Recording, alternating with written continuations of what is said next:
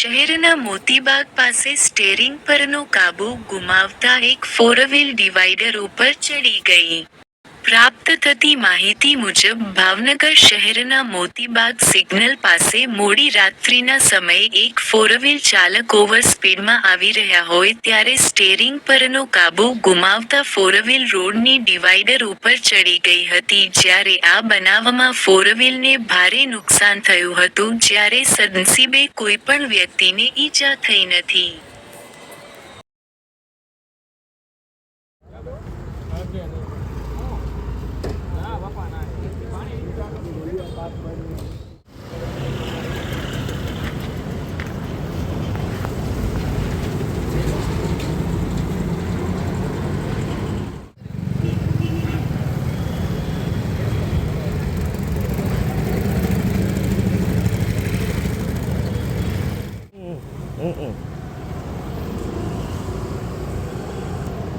એટલે